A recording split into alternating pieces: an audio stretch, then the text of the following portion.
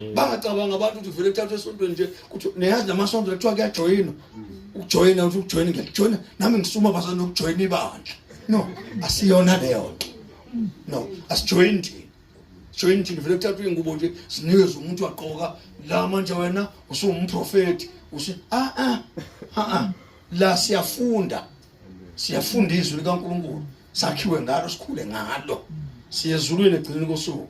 Ungathi mawufa ufe nje into ezofilahlo kade sonke.